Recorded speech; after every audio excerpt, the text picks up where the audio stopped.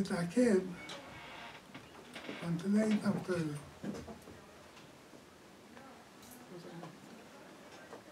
We know there are two Nevi'im that saw the Kisei HaKavod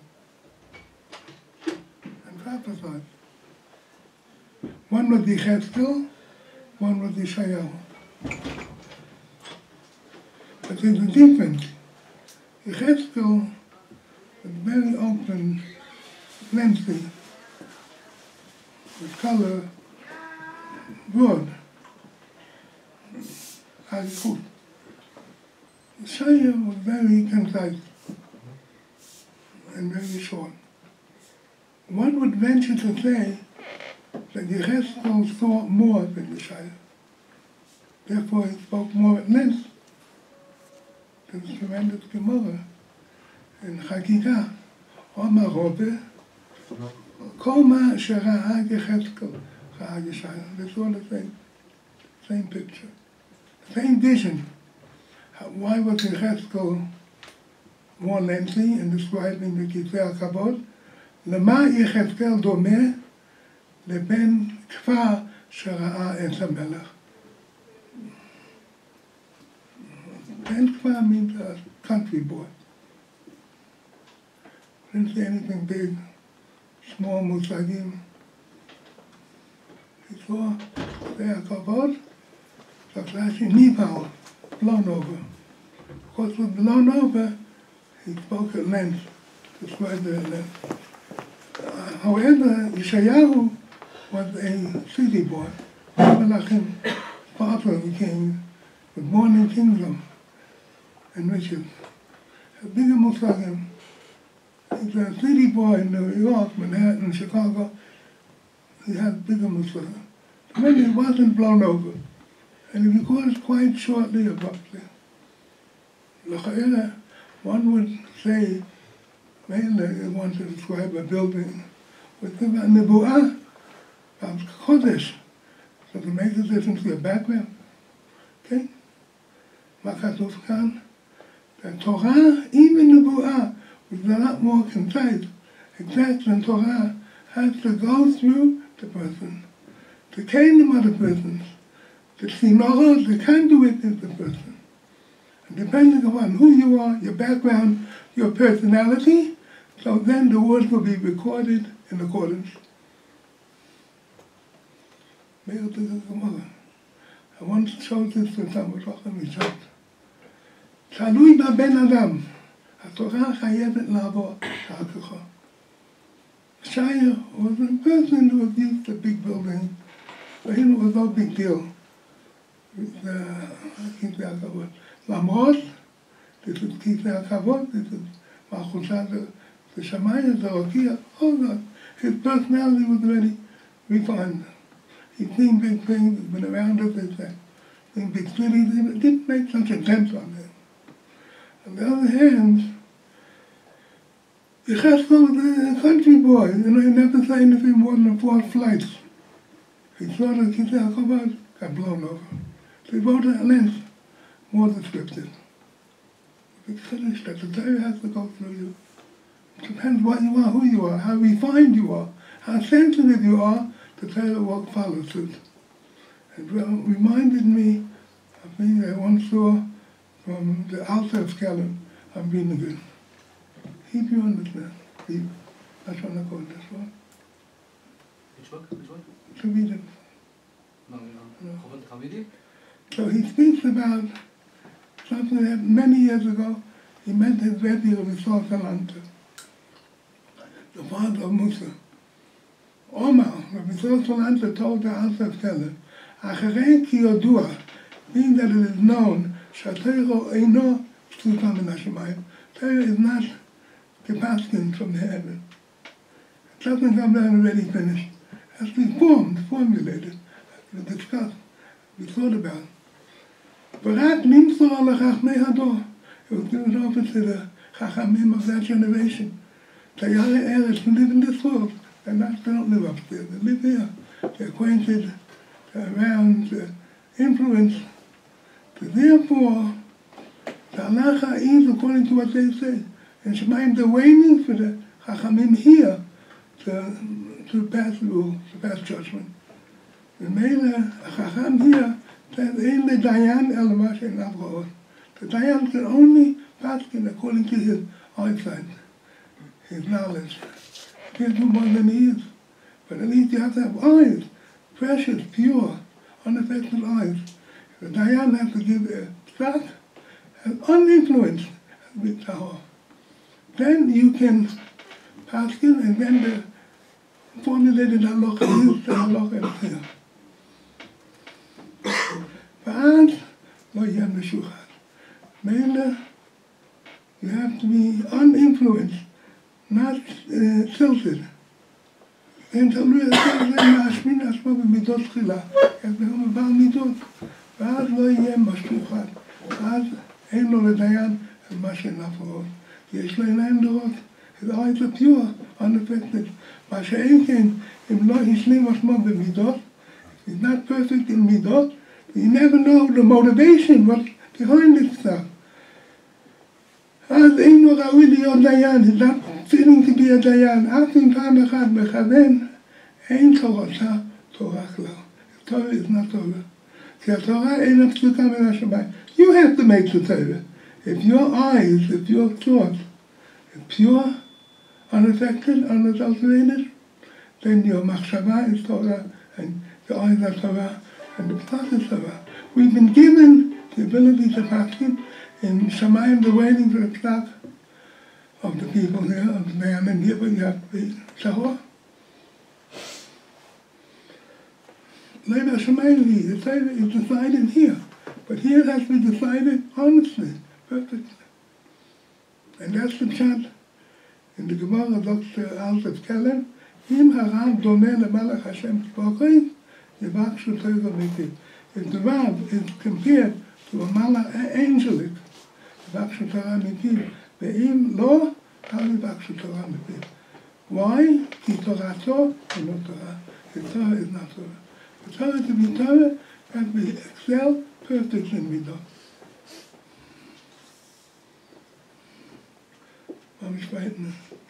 This is what we have.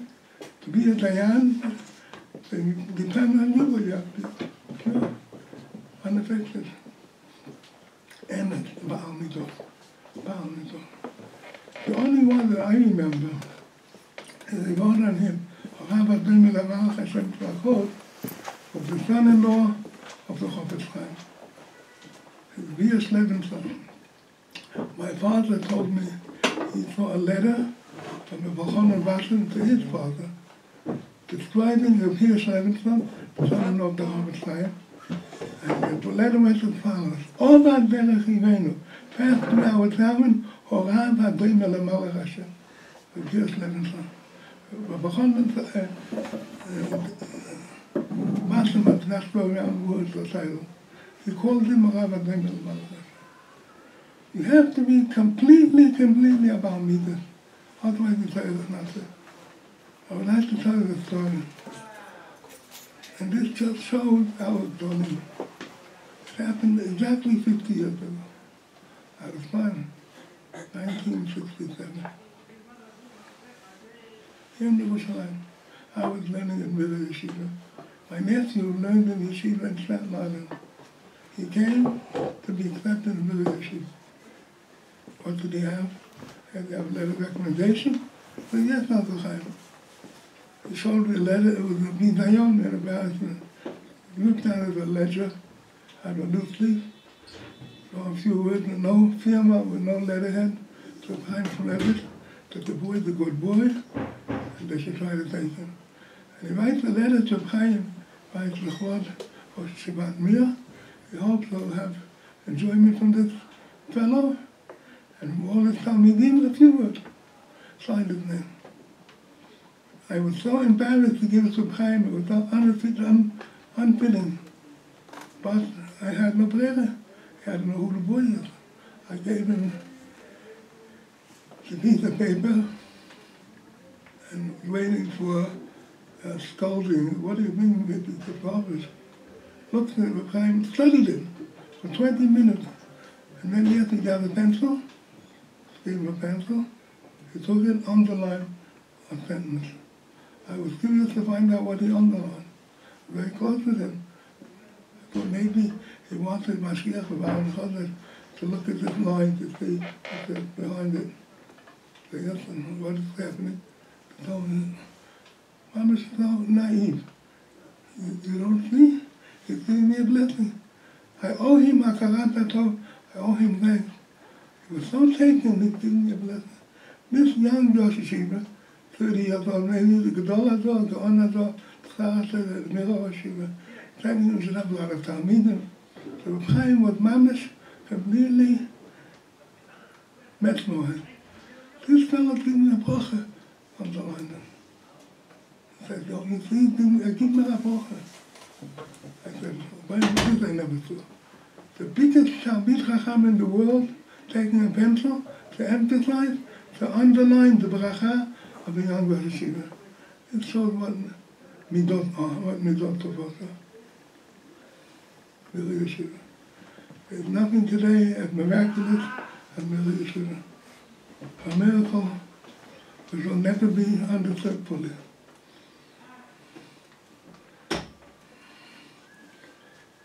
Now's not the time or the place. I wish I had time. I was born not in Flatbush, not in Israel, not in England.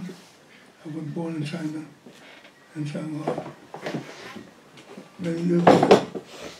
And we're here now. Let me just tell you a little story. One of my trips to the United States, I passed the customs. There was a colored fellow, customs control, looked at me, looked at the passport, country of birth, Shanghai, China. And told me, "Are you Chinese?" I said, "Sure, do I look Chinese?" Looked a little closer. He said, "Yes, I know the whole story. Really Yeshiva.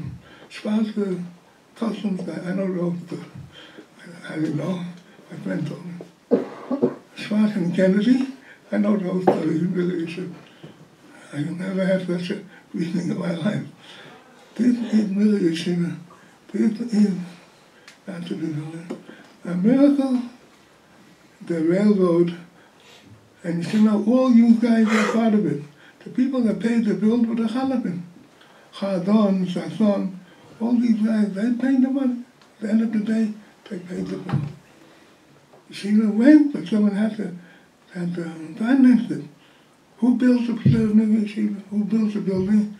Fellow Chadon had a dream. His father came and said, "What are you doing for me?" He built a building in the middle of nowhere, 234 seats. The last Bachur sat down on the last seat.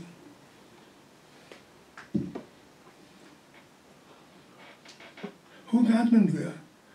A Japanese consul that gave visas to get out of Europe. Europe was going up in flames, couldn't get out. They built a railroad, Trans-Siberian, 12 days non-stop, from Moscow to Vladivostok. Who built it? 30,000 people died in the Siberian freezing weather. But it was built, was used one time for Mizrahi Yeshiva to get out. They got there, they needed transportation to Japan, couldn't go further, so they got a boat that was supposed to be for 40 people. They put 350 people on the boat. They got to the cove, it capsized. It drowned, fell apart.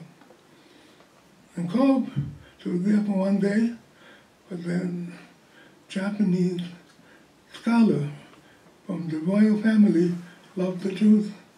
There was Kachuzi, Abraham Kachuzi here. He asked, he begged his superiors to let the Jews stay on. They stood for half a year. Also unbelievable. Then Pearl Harbor, World War II, Americans got into it. Japanese, unlike Germany, had to get rid of the Jews. They sent them down to Shanghai. Shanghai was the filthiest place in the world. Filthiest of Begashment. No lower than Shanghai. Still in all, the yeshiva flourished. The golden era of yeshiva was in Shanghai. Lots of people there. The end of the world left. That was Shanghai. The price for them is said 500 shekels. The weather was so bad, you couldn't even walk. It was burning hot. You had to write a letter, you had to take plastic, cover the paper, write 4 or 5 words, and then continue. The sweat shouldn't erase the words. You needed a sefer. There was one Reb Chaim Halevi for 300 bucks. You had to write your name 2 weeks before. Then you got it for 15 minutes, 3 o'clock in the morning, 4 o'clock in the morning, 15 minutes, Chaim Halevi. They really made gas chambers in Shanghai. The last minute was spoiled. 300 plus Bachman was there for 5 years, sat and learned like they never learned in their life. The golden era. Or the Shiurim were no picnic. It was Mamish, H-E-L-L. But they learned, and that gave them the motivation. Because they knew that the world was going to be on Torah, the end of the world. They learned, they kept the world alive with their Torah. There are not that many people from China, from Shanghai, that can say I was a young kid, at least to tell you this. You know what Torah is? In the most stark situations, the most unfortunate way, people in Shanghai did not learn. People died, they were swept like garbage. There was a rule in China that if you died in the street, the city had to take care of you to bury you. If you died at home, the family had to do it. What did the Chinese do? The people that died at home, they throw them out of the window, the garbage, but then the city would have to take care of them like garbage. I'm on that list now. Where did they eat? Where did they live? Where did that money from? This is all thanks to the Syrian community that was there before the negotiation. They paid the bill. They made sure that the Torah went to continue. One of the biggest miracles is Shanghai. You know, the guy in there, they was the head. The American guy came to the head, Hanukkah. Shanghai, but the Chinese, Shanghai, like the Jewish people. Lo lamin, that's people there. Hashem Yisrael watched, Wednesday watched over the table there. There's not one yeshiva in the world that is not affected by the Chinese, I would say, hashkacha. These are yeshivas for the future world, your yeshivas, their Rebbe, what you say Shanghai. All Nietzsche, miracles of miracles. Why is that so? Why am I speaking to you tonight? You know how lucky you are. Sitting and learning. Mama's Ganeden and here, Yerushalayim HaKodesh, in this beautiful building, such a Rabbeim, I don't know how good you have it, how lucky you are. Take advantage of every minute that you can sit and learn in the greatest, best standard. And become Talmidei Chachamim and Baalei Midot. Go together. מה שאדם יותר בעל מידות, יותר תלמיד חכם, יותר התורה שלו. Be fortunate and happy. And always be in a good mood. Sing, learning Torah, really have this. Baalei Kisharon, people with a lot of things going for them. Especially the Syrians. Such a lineage, such a heritage, such a tradition, Kavod HaTorah, Kavod Talmidei Chachamim. You have it in your blood. Bring it to fruition and become big scholars, להמשיך עטרה ליושנה.